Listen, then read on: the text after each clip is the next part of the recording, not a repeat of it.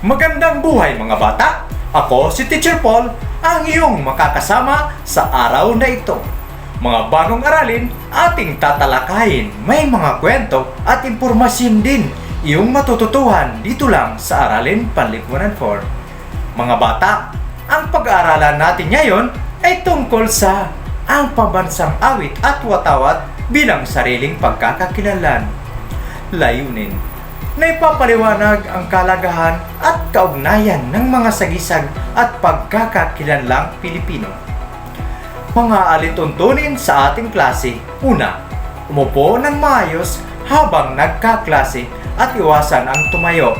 Pangalawa, ilagay sa tamang lakas ang volume ng iyong gadget. Pangatlo, tiyaking nakahanda na ang mga kagamitan na kailangan sa iyong pag-aaral. Pangapat, makiisa, makinig at maging aktibo sa talakayan.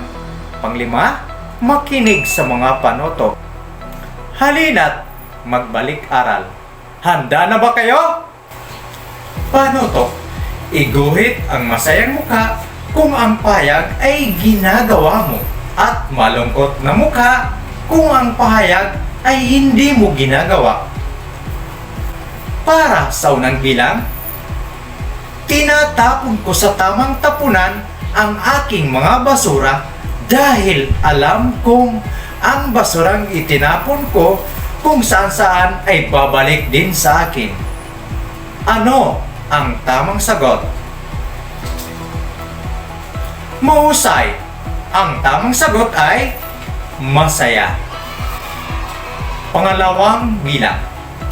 Nakikisa ko sa mga programa laban sa walang habas na pagputol ng mga puno. Ano ang tamang sagot? Mahusay. Ang tamang sagot ay masaya. Pangatlong bilang. Ipinagbibigay alam ko sa kinaukulan ang bilang ng plaka ng mga sasakyang nagbubuga ng maitim na usok na nagdudulot ng polusyon sa hangin. Ano ang tamang sagot? Mahusay. Ang tamang sagot ay masaya. Pang-apat na bilang. Lagi kong kinitingnan kung ang nakasarang maigi ang gripo ng tubig kung hindi ito ginagamit. Ano ang tamang sagot? Mahusay. Ang tamang sagot ay masaya. Panglimang bilang. Nakikinig ako ng gusto sa aking guro kapag tinatalakay ang mga aralin tungkol sa kalikasan. Ano ang tamang sagot? Mahusay. Ang tamang sagot ay masaya. Mga bata, halina't maglaro ng picture puzzle. Handa na ba kayo?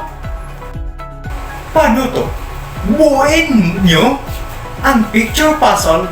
Ano kaya ang maaaring mabuo kapag pinagdugtong-dugtong ang mga pera-perasong larawan? Ito ay isa sa mga sagisag ng ating bansa. Tingnan nyo ang picture puzzle.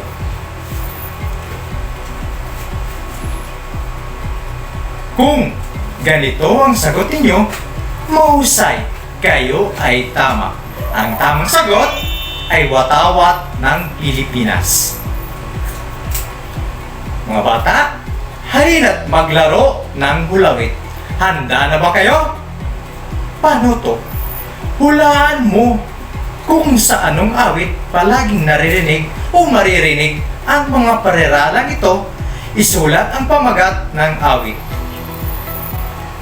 Perlas ng silanganan, alab ng puso, sa dagat at bundok, sa langit mong bughaw, lupa ng araw, ang mamatay ng dahil sa'yo.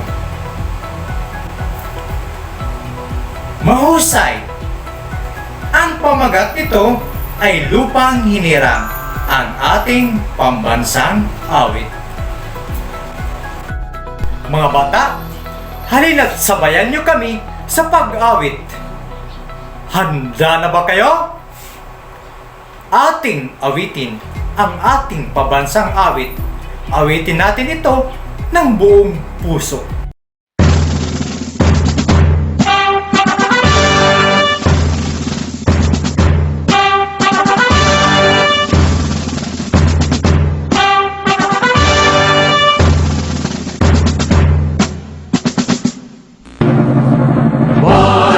Magiliw, temas ng silanganan, alam ng puso, sa dibdib mo'y buhay.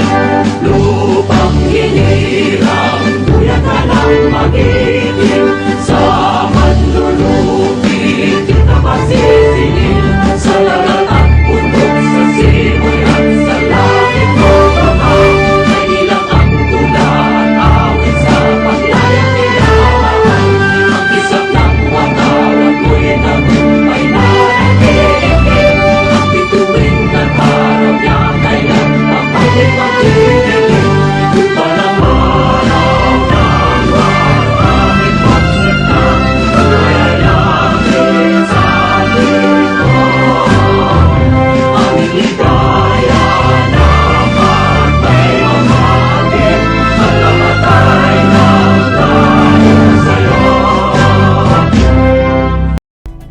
Mga bata, tayo na makinig sa talakayan para sa unang katanungan. Noong tayo ay may face-to-face class pa, ano ang unang sinasagawa bago tayo magklase? Mahusay! Ang tamang sagot ay nagkaroon ng flag raising ceremony. Pangalawang katanungan.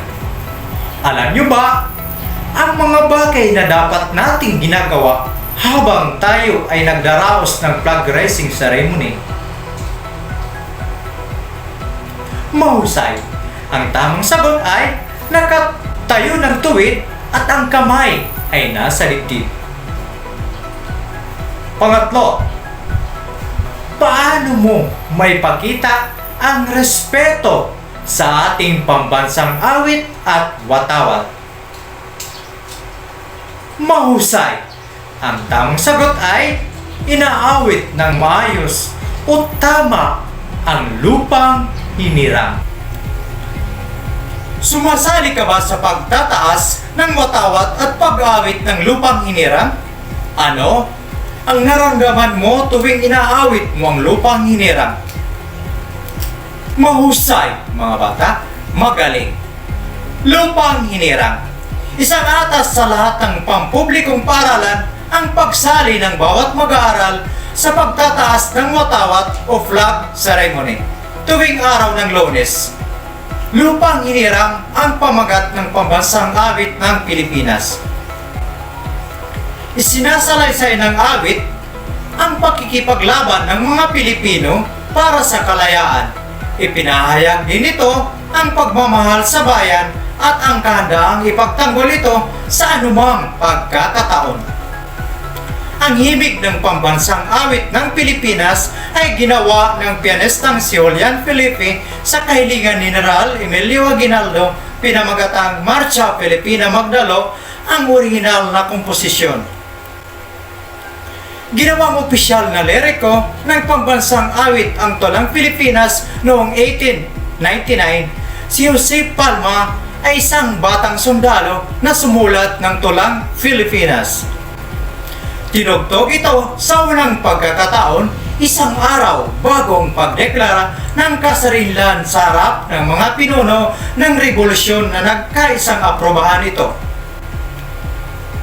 Noong Hunyo 12, 1898, itinugtog ang komposisyon ni Felipe habang iniladlad sa unang pagkakataon ang bandila ng Pilipinas sa balkonay ng mansyon ni Aguinaldo sa Cavite. Isa pa sa mahalagang simbolo ng bansa ay ang watawat ng Pilipinas. Tatlo ang pangunahing kulay nito: bughaw, pula at puti. Bughaw ay para sa kapayapaan na mahalaga sa pag-unlad ng bansa. Pula ay sa kagitingan na nagpapaalala sa matatag na kalooban ng mga mamamayan. Puti ay para sa kalinisan ng puri at dangal ng mga Pilipino. Ang tatlong bituin ay kumakatawan sa tatlong pangkat ng pulo ng Pilipinas, Luzon, Mindanao at Visayas. Unang bituin. Ang unang bituin ay para sa Luzon na ang pangalan mula sa salitang lusong na ginagamit sa pagtanggal ng ipa at darak sa palay. Ito ay sumasagisag sa kasipagan ng mga Pilipino. Ikalawang bituin. Ang ikalawang bituin ay para sa Mindanao na ang pangalan ay mula sa Danao, Ulawa.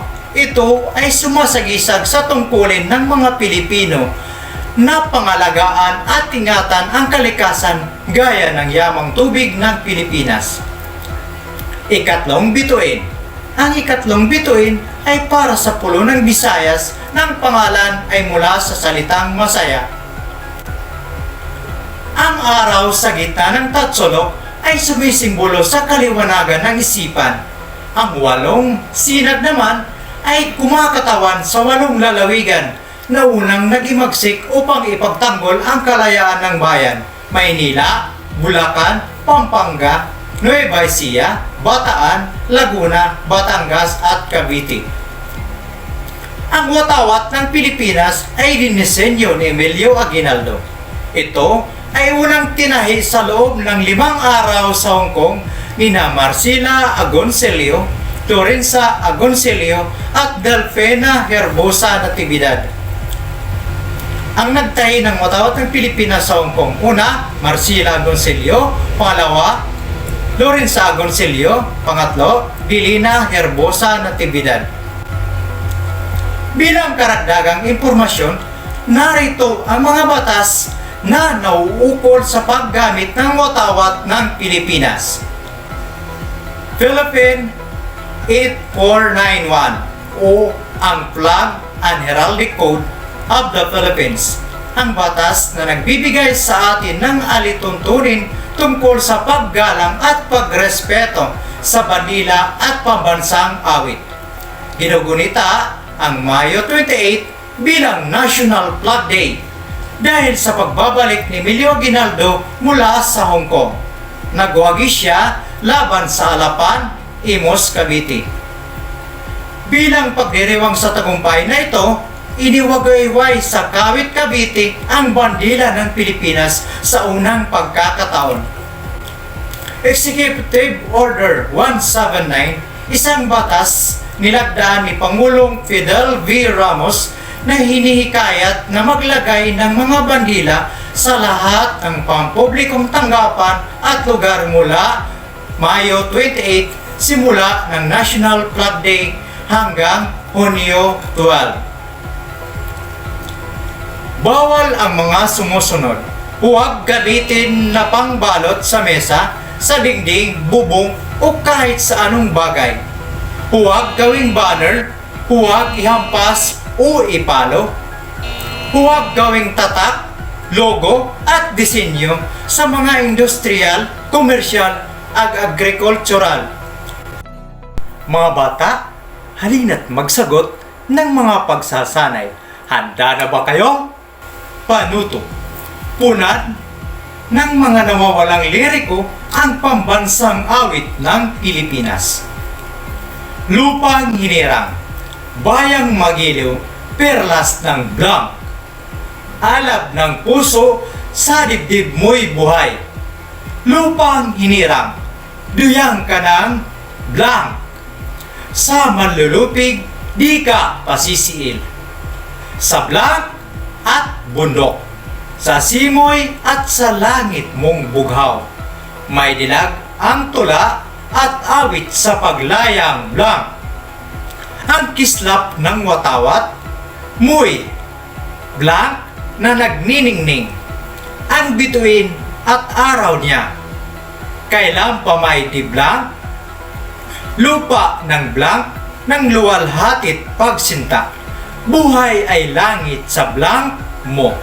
Ang aming blank na pag may mang-api, ang blank ng dahil sa'yo. Tumpak kaya ang iyong mga sagot? Halina't ating iwasto. Lupang hinirang, bayang magiliw, perlas ng silanganan, alab ng puso, sa dibdib mo'y buhay.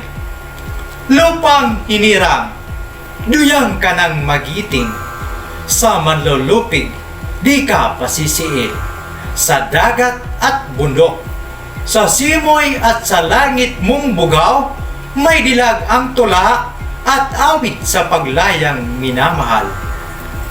Ang kislap ng watawat mo'y tagumpay na nagniningning, ang bituin at araw niya, kailan pa may di magdidilim.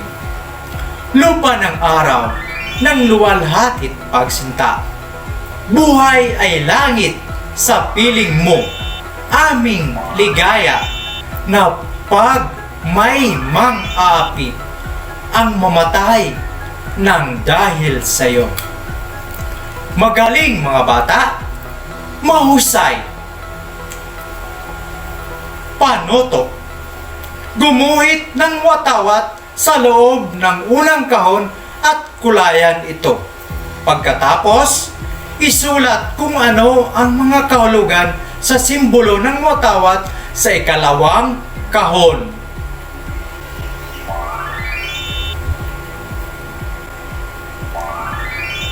Mahusay mga bata, magaling.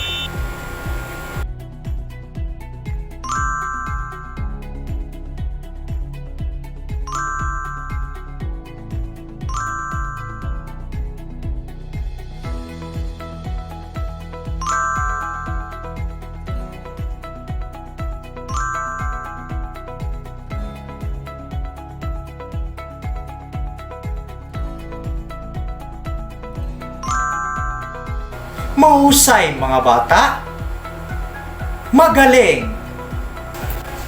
Analohiya, isulat ang kaparehan ng salita batay sa naunang grupo ng salita, piliin ang sagot sa loob ng kahon.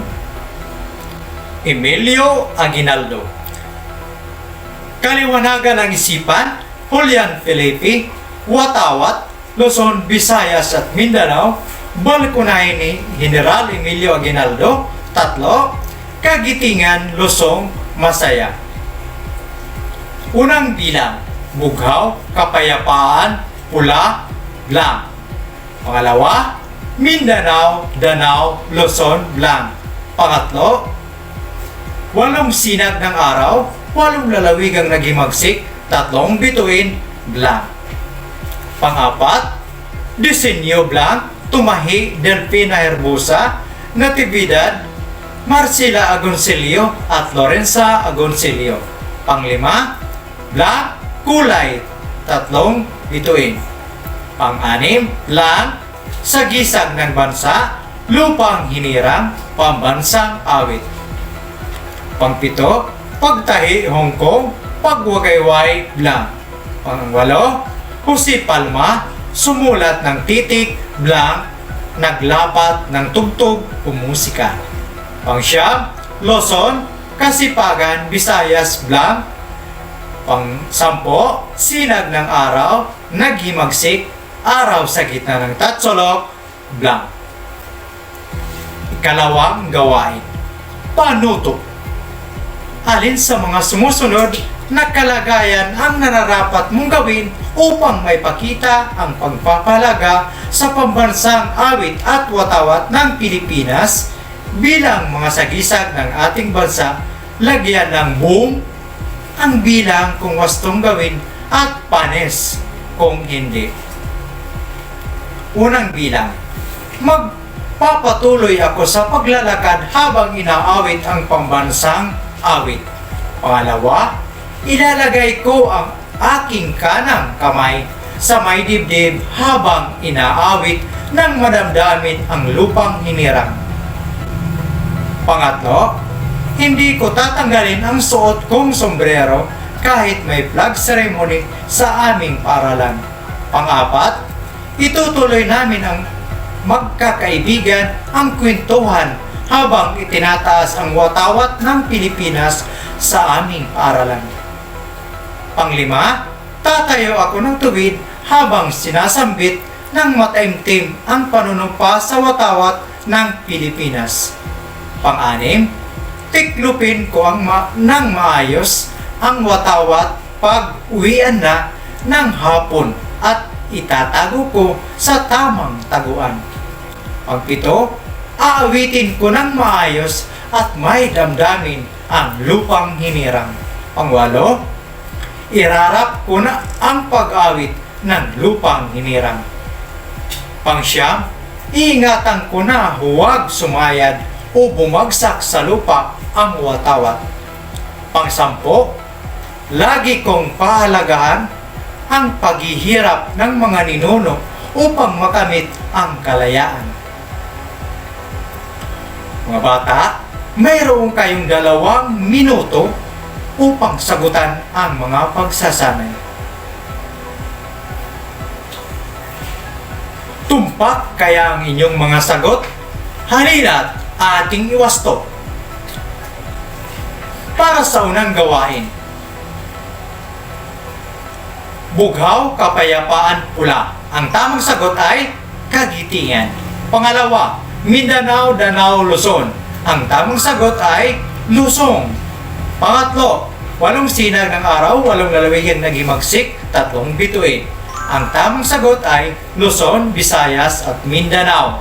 Pang-apat, Disenyo, Emilio Aguinaldo, Tumahay del Pinarbosa Natividad, Marcela Agoncillo at Lorenza Agoncillo. Ang tamang sagot ay Emilio Aguinaldo. Panglima, 3, kulay, 3 bituin. So ang tamang sagot ay 3. Pang-anim, watawat sa gisag ng bansa, lupang hinirang, pambansang awit. Ang tamang sagot ay watawat. Pang-pito, pagtahi, Hongkong, pagwagayway. Balkonahe ni Emilio Aguinaldo. Ang tamang sagot ay Balkonahe ni Emilio Aguinaldo. Pang-walo, Jose Palma sumulat ng titik, Julian Felipe naglapat ng tugtog o musika. Ang tamang sagot ay Julian Felipe. Pang-siyam, Luzon Kasipagan, Visayas Masaya. So ang tamang sagot ay Masaya.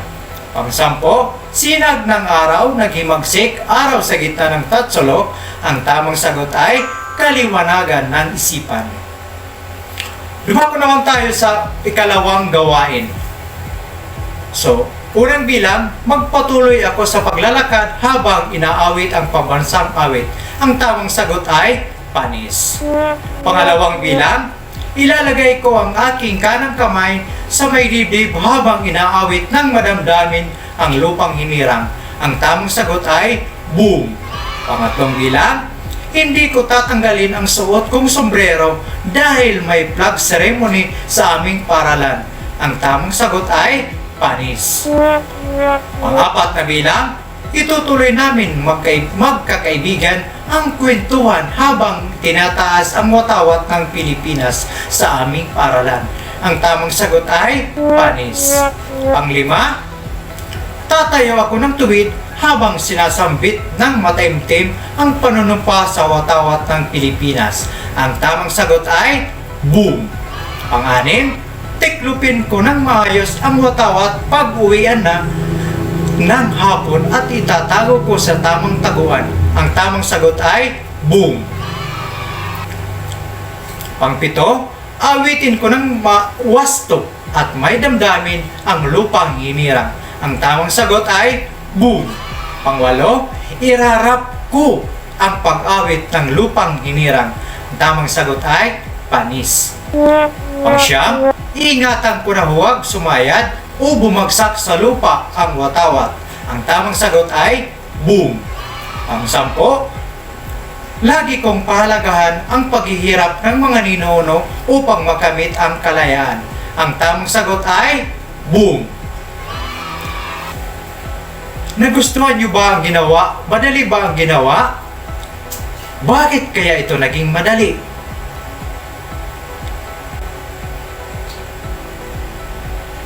Mahusay, mga bata. Magaling. Kung ang ating pambansang awit ay unang pinatugtog noong Hunyo 12, 1898, ilang taon na ito ginagamit bilang pambansang awit mula noon hanggang ngayon? Ang tamang sagot ay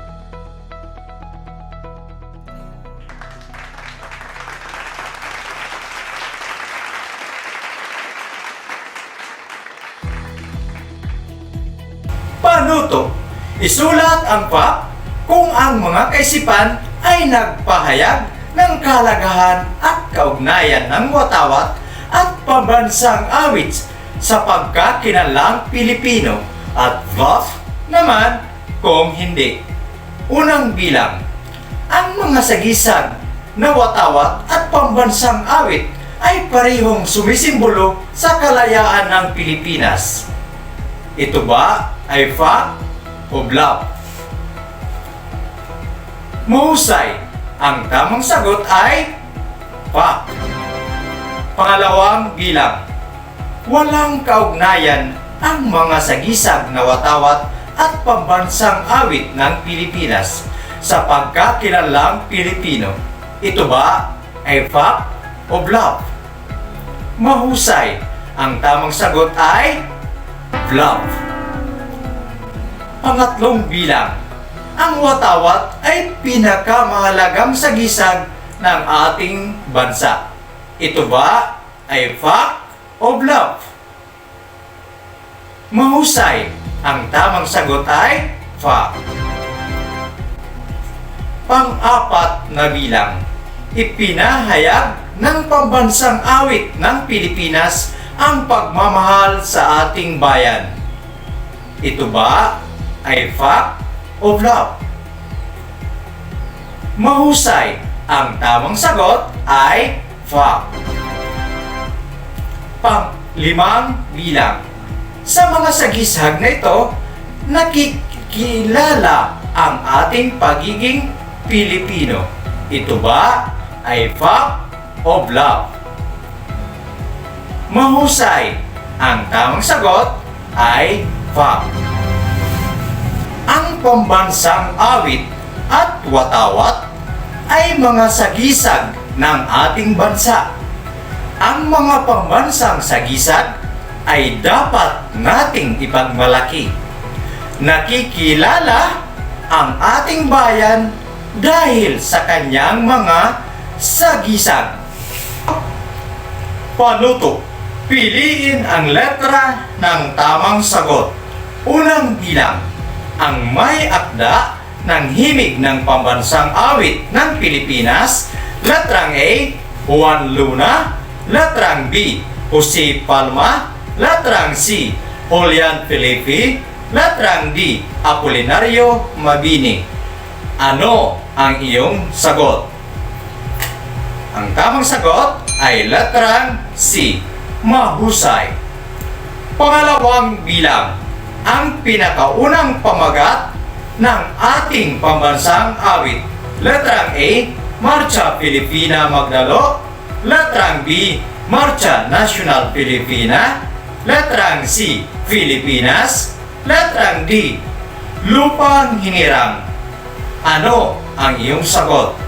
Ang tamang sagot ay letrang A, mahusay.